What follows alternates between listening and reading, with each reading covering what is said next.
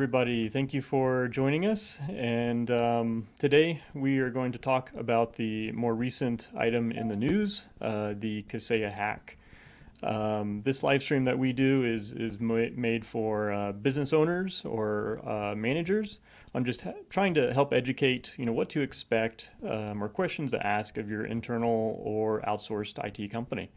It's just non-technical information, kind of given as talking points that you can use. So with this Kaseya hack, we're going to go over why multi-layered security is an absolute must. Also kind of talk about what happened and what you can do, how this could impact you in the future. John, I'll let you start and just do a little introduction if you don't mind, and then we'll just kind of go to Gary and Lance. All right, thanks, Chris. John Gibson with Just Right. We're a managed IT department out of San Diego, California. And did you want me to kind of give an overview of what happened, or do you want to hit that after each person introduces? Yeah, we'll do introduction first. Okay. Yeah, appreciate it. Go, Gary, you're up. All right, Gary Blawat. I'm a Southeastern Wisconsin managed service provider from Ingrain. I'm Lance Keltner with UNI Computers, managed IT department out of Lawrence, Kansas, serving the greater Kansas City area. Yeah, great. Appreciate it. John, I'll circle back to you. If you kind of want to just briefly talk about, what happened, who was affected, what could have happened. Sure. What happened is on Friday about 2 p.m. Eastern, 11 a.m. Pacific time, Kaseya, that's the company that we use tools from Kaseya in our businesses, each of us here. And anyway, one of their tools, it's called VSA or it's a system administration tool, virtual system administration tool. But anyways, they were attacked. They noticed activity and very quickly and decisively decided to implement their incident response plan and shut down their servers. And that was really a very key component of the outcome, and that it limited the damage greatly by this hacker group known as REvil. Some of you may have heard of them before. If you didn't, they were the same company that went after JBS Food Processing, which is the meat packer company. So they've been in the news recently. They're in it again because they are the ones behind this. And what they did basically is dropped a program that would launch ransomware on affected systems. And some of that is still being investigated as far as how they got in. It's looking right now that it was a very targeted type of attack, meaning that perhaps not everybody was at risk, but right now there's still some investigation happening. Federal authorities are involved. Department of Homeland Security and FBI are both in on it, and Kaseya has been working very closely with these agencies to try to come to as quick a resolution as possible. Hey, John, one interesting point on that. I know they talk about the hack, organization that did it, but they're not 100% sure it was them. What they do know is the platform that they use, which is a platform as a service for that type of activity, was actually used. So it could have been a subgroup, but used the platform, meaning that when someone gets ransomware paid, it kind of goes back into the kitty to support that platform as a service. So it's a whole different level of, playing when it comes to these hackers leveraging tools and evolving them. Yeah, very interesting. I hadn't heard that part of it. Yeah, thank you, Gary. On this tool, it's used by a lot of IT companies, outsourced IT companies, internal IT companies, or IT departments, and it's used to kind of manage computers, monitor their health, remotely access, and that sort of thing. Lance, I wanted to ask you, what is the, for anyone listening, any business owner, what's the likelihood that, something like this could affect them, or would it ever? Unfortunately, the likelihood is pretty much a certainty at this point. So us in the industry, we've known several other major tools that got hacked, just not with necessarily the same method, but the result was the same, just like this. And so what I've kind of wondered for a while, and this kind of underscores the point, is that it's really not if, you get compromised. It's really just when. It doesn't matter who you are, whether it's tools, whether you're a government agency, whether you're a small business, whether you're a large business, whether you're a security tool, you're going to get compromised. And the list now is growing shorter for those that have not had something happen versus those that have. So it's really about what layers do you have in place now so that when the inevitable happens and you get a layer compromised, that doesn't take you down. So that's something that the four of us here, we all have a similar set that we use, but we all follow a very layered approach. And so there was at no time where any of us actually got compromised. We were okay, but that's because we had these set things in place, and we were able to know in this particular instance to turn things off. Now maybe in a different instance it's caught and nothing needs to be turned off, but that was just how this one played out. I'm starting to liken it to, we are about the only industry I can think of other than the military that has our adversaries actively trying to destroy us 24/7. If you think about what's happening to customers now, the people that are perpetuating this ransom software and this extortion, if you don't pay up, they're giving your stuff out, they're destroying your data, they're not giving it back. They're not nice people, right? So they want to take you down or have you pay them to maybe get it back. So they are only looking to destroy you. That's it. And I think maybe with the news that this is starting to make, that maybe it's going to wake a few more people up that it's not business as it was 5-10 years ago. This is serious, and you kind of have to take it seriously, or you're going to be in line to be next at some point.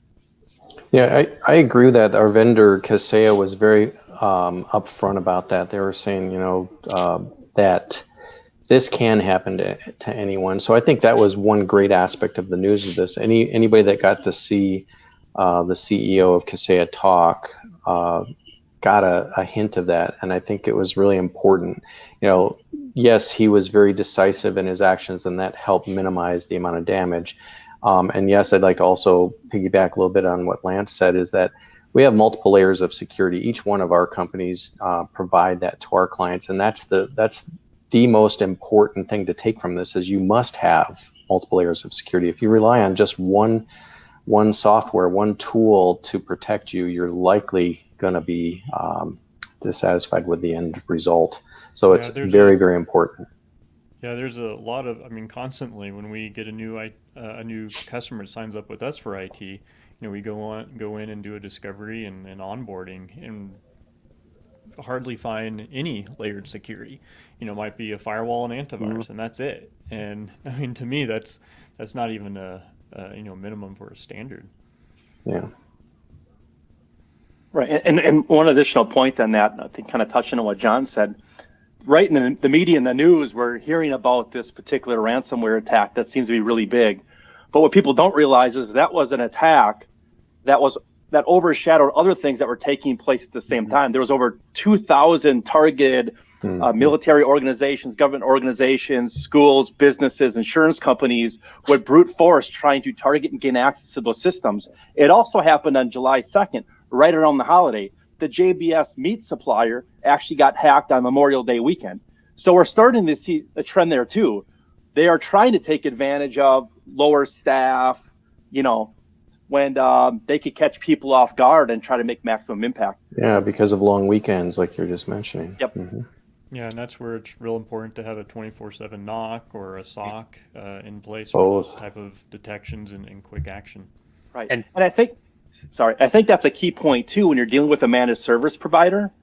If a managed service provider comes to you and says, "Oh yeah, we do all your security. We can handle it 24/7, 365." I'll tell you right now, run. Because all of us here have been experienced in this space. We know we're managed service providers. We find the best of the best when it comes to a managed security provider, and we partner with that. Mm-hmm. Because you cannot be an expert in everything. And that's a key distinction too. To Gary's point there, people may or may not have heard in the news that there was some serious vulnerabilities found in Windows printing just a few days before all of this stuff with Kaseya went down. So we were all dealing with that. And then we're just, and because Microsoft had, I think, only pushed a patch for that today, and that's causing its own set of problems. Yep. And so we were dealing with that, and we were on the tail end of putting in some temporary fixes just to protect people in the meantime. Then this whole thing hits. If you are working with a provider who is kind of like all on their own, with the speed at which things hit today, you can get overwhelmed very easily, and then you as the customer could be accidentally left out in the cold on a major issue because they're dealing with a couple other fires, and maybe they don't have, to Gary's point, a managed securities team looking at things as well, because you're exactly right. There's too much for one or two people to handle. You need teams of people with different experience levels to handle this, because there's so many things happening. This is not 20 years ago. This is a different world. And this is a good place to mention, what is security, because a lot of people can understand how security works for their home or even their office. They get it that, you have doors with locks, windows with locks. You might even have a gate or a fence or a wall to protect the outside, to an inner area. You might also have a dog at home. You might have an alarm system with sensors that detect if a window's been opened or broken, or a door's been opened. If somebody does come in, the alarm goes off, or the dog barks, or the police get called. Maybe somebody in your neighborhood picks it up also, and the neighborhood watch calls the police for you. Or if they do get in, the dog eats the bad guy coming in, or the police do come in and arrest the bad guys. Or if all else fails, you have cyber insurance that can, or you'd have insurance in the case of what we're going to get, we're talking about here would be cyber, but you have insurance to resolve anything that can't be handled by any of the other issues there. And what I really just described was 3 separate components of security: protection, detection, and response. And what Chris was saying about the antivirus and firewall, those are great examples of protection. And they're not doing a good job for security right now because they don't take into consideration the most important part. And I identified that when I was talking about Kaseya and how they handle things. Detection and response are absolutely vital. You have to quickly detect and quickly respond to any kind of cyber attack on a business. Otherwise, there can be a lot more damage, a lot more ransom to pay. It's just going to be a lot worse. So that's where the focus needs to be. So if you don't have a MSP or a managed IT department that's doing that for you, this is what we're telling you that you need to have. You need to have teams of people, like Lance was saying, that are monitoring 24/7, truly. Not the guy, the one-man shop that's, he's telling you, oh, I'm doing it. I'm monitoring your stuff 24/7. Okay, yeah. So you never sleep. You have your eyes on that computer all the time. Yeah, of course not. So it's really, really important. Try to work. Exactly. Right. Yeah. And I think, John, to your point, when you gave the analogy of, house and security, what you have to look at from a business standpoint or organization, if you are willing to protect things and your valuables in your home, such as maybe your children, your significant other and stuff, by putting these things in place, the business impact you have, if one of these things were to occur in your business, it could shut your business down. What's the value of your organization when it comes to revenue? And I think a lot of us actually look over that, right? We even see MSPs in our space who promote security, but when you actually get a chance to look under the hood, you find out they're not necessarily doing what they preach, but I think there's a lot to handle there, which is why you need that good expertise, right? We use Blockworks for a reason. They're the best of the best from our standpoint. Yeah. Also, I was thinking about this, Kaseya RMM is, offline right now for a very good reason. But, very early on in our company, we used a RMM that also housed a, cloud antivirus and different things built into that RMM. And right now, if we were doing that, then the RMM is offline, so are all of your security. Good so like point. right now, we deploy the security through RMM or can, but with that platform offline, we still have all of our other security layers still active and getting updates. Yep. Yeah, great point. Yeah. It's another good reason why to not necessarily as a provider, and this is not necessarily something a customer is able to know easily, but it is important to not have everything under one roof, because if that roof gets popped, well, there goes your whole thing, right? There has to be some separation so that the layers can cover each other if they need to, because that's kind of the reason we have it there, is because sometimes you got to do that. And this past weekend, I think, showed that plain as day. Those that had certain things in place were unaffected, and others, I was reading in various chat channels, I was reading it live as they were discovering how they were compromised and how they were having to, destroy their weekends just to hope to get their clients online by Monday morning. And it was a distant hope. And it was very sad to read that happen in real time. Very thankful that, none of us here had that problem. But without the layers in place, it's just going to happen here at some point. Yeah. Well, Lance, sorry, Chris. Lance, think about the difference in how we when we heard the Kaseya attack, right, and it was shut down. Most of us immediately went to plan B, which is actually confirming resources immediately. Now, we knew certain things. We manage backup all the time. We communicate that with our customers. We're checking those things, but we validate. It's another point of detection. Did we have any abnormal increases in file changes all of a sudden? Yep. Right? One check. We had another, compromise detection tool. Were the canaries that are called, were they going off? Check. Mm-hmm. We had 3 additional layers besides that gave us peace of mind to our customers that, right now things are looking good, that if we did have that very dynamic approach, we'd be responding and reacting as the story was unfolding and may not be in a good position. So having a proactive provider, having a dialogue with you about that's important.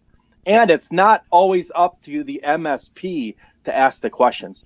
As the end user, especially if you're a leadership of your organization, you need to ask questions regarding your security posture. Ask the what if scenarios. What would happen if we would get ransomware today? How can we prevent that from happening? What do I need to invest in order to stop that? Right? Don't just assume that your MSP is constantly thinking about these things. Not everybody does. You'd like to believe they do, but like Lance said before, printer nightmare comes out and we're all scrambling to lock down that vulnerability. Maybe something else was missed. But again, if you got the right tools and you're asking the right questions, you definitely get a much better feeling and peace of mind that, yep, this is covered. I know they got a good partner here. And you know where you stand at any given time in relationship to threats that are out there. Mm-hmm. Yeah, and you don't have to be a technical person. You can just be a business owner and just have that conversation with your IT. Just say, yeah, what if backups fail? What if virus got through? What if ransomware happened? Or just bring up these talking points with them. Might reveal something that you're just not expecting. Right. Yeah, you're identifying the critical reason to have business reviews with our clients, right? So it's so important. That way, our clients get to ask us, how are things, what's going on in the IT world, and we can do the same. We can ask them how things and identify things like what have just happened and how it was that we were able to prevent any real damage. So those business reviews are really, really important. Yeah, the relationship should be considered, a business critical relationship or, critical piece, because if things aren't being done the way that you thought they might be, or there could be different impacts, ransomware can shut down your business altogether. Absolutely. Yeah. Very good. Anyone else have any comments or other items they'd like to bring up? Is kind of just a last piece. I think another thing is from a customer point of view is you should expect if you're using an outsourced provider, you should expect them to be bringing to your attention changes to be made, upgrades to be made in security, in productivity, in things like that. If you don't hear from them until like you need to buy a new computer or something like that, then very quickly your provider is probably getting behind the 8 ball for what's happening, because the landscape is evolving not as fast as your cell phone does anymore. This stuff changes all the time. I know for us, we had an email security layer that we had in place for quite a long time, and it did the job very, very well. But then we came up with another one that we found. We put several months of testing into it and found out, man, this thing is just better. It does cost a little more, but it's ticking the boxes better than this one did, and it's finding stuff this one missed. And that's what my clients pay me for, is to be at the very head of that, looking at that stuff to make sure that they're getting what they need to stay in business, right? And yeah, I had to go to them and say, the price is going to go up like this, but this is what we're doing, and this is why, and this is why we think it's important. And we've started to move our clients over to this new platform, and that's part of our job. All of us here, we all kind of do that. To be bringing that stuff, and it's not always like buy something new. Sometimes it's just, we can do this like this, and your business can now be better, more protected, more productive, whatever it happens to be. That's something that you as a customer should expect from your provider, and if you're not getting it, you need to ask why not. I agree. And Lance, to that point, Lance, you got to think about it from the standpoint of, we are so informational computing dependent right now, that if you're not asking yourself when it comes to the what ifs, and that what if actually has a plan in place. Now, all of us, I'm sure, will be discussing incident response plans regarding this with our customers, right? We go to detection, prevention and response, right? We're all over it, right? But if you look at that as an end user in your organization, what happens if your internet provider is down for a longer period of time? How do you function? I still hear stories when I'm, out in the public and talking, in that, 4 hours of internet, and nobody knew what to do because they were so used to computers, they just dawdled around. Well, you can have a plan. You can go back to paper if you have to. It's not ideal, but if you fail to plan, you plan to fail, and you have to look at all these different events. We're still dependent on electricity. We're still dependent on internet. We're definitely dependent on our computers. We're dependent on our printers. We're dependent on our servers. Even if it's moved to the cloud, we have this dependency. So you have to still rely on what happens if, and then break your scenarios out as part of your planning. And you may say, you know what, no big deal. If I can't do anything, I can't do anything. That's the plan. I've made the decision that we'll send people home in that event. But that's the decision. Yeah, I agree with Gary and Lance on the points they brought up. I would add, along the lines of what Lance was saying about making a change, I've had the same email defense, is what I call it, that looks at spam and malware and viruses that might be on it, but it didn't really do very well at phishing. So I looked for something that can do a better job at catching phishing emails, because that's still the #1 attack vector for these cyber criminals to use. Greater than 90% of the attacks are happening through phishing emails. So that was a really crucial point to attack. So we've implemented, probably the same thing that Lance has, and as far as that anti-phishing capability, but it also takes care of the viruses and malware that might be on there, as well as cover cloud-based resources such as the Dropboxes or OneDrive or SharePoint, or if you have G Suite. So we can cover all of that now more effectively. So the other things that I think are really critically important right now is, I think it's absolutely important because the environment is so bad out there. It's so bad as far as the attacks go. You need to lock down your business environments. And what I mean by that is only allowed approved applications to run. So you need to have an application that, or you need to have a system in place that'll allow you to do that. So anti-phishing, having a complete lockdown of your environment so that only approved applications can run. The other thing you can look at is having more secure connections from the computers themselves out to the internet. So some of these things I'm talking about are zero trust framework. That's another buzzword you'll probably start hearing about a whole lot here in the next year or so. And that's some of the things that we've been talking about here. We're talking about, and it is exactly what it sounds like. Zero trust, meaning we don't trust anything because it's so dangerous out there. We want to, just lock down our environment so that only the things we know and want to run, Mm-hmm. and anything that's suspicious is going to be stopped and looked at by our security team. So I think that's another really critical aspect to look at here. And that's something that if your managed service provider is not doing that for you, then I think it's time to look elsewhere, because you need these things in place to have the proper security. Because security, I love what one of our partners say, is that 99% secure is 100% unsecure. Mm-hmm. And that's true. If you're weak in any one area, that's where they're going to hit you. And they're constantly probing, they being the cyber criminals out there. They're constantly looking for ways to get you. So if you don't have these multiple layers of security, you need it. Companies like ours will help provide that to you. So reach out and Right. let us help you. Well, and John, especially with password reuse out there, we still know that's a problem that's going on with end users, right? MSPs haven't quite shifted to educating the end users on newer paradigms as far as passwords. So they're still under the same 90-day change, and all users do is increment by one and go through. And then with the dark web, those things are being published. It's another attack vector. If I know your email and I know a password iteration that you did, I just try to increment it and see if I can get in, and now I'm in your system. And that ties back into what? Multi-factor authentication. Some of these things are very basic, fundamental, that you as an organization, an end user, if you're willing to just do some of those basic things, you actually take away a lot of the immediate, very quick threats, and you make the threat actors work a little harder.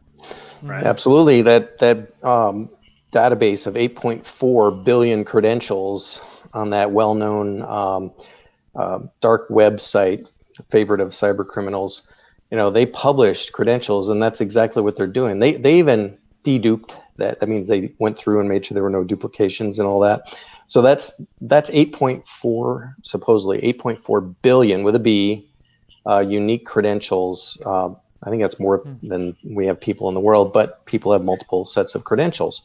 So that's what the brute force attempts are doing. They're taking those credentials and run them against every single website they can think of. And sometimes they hit gold.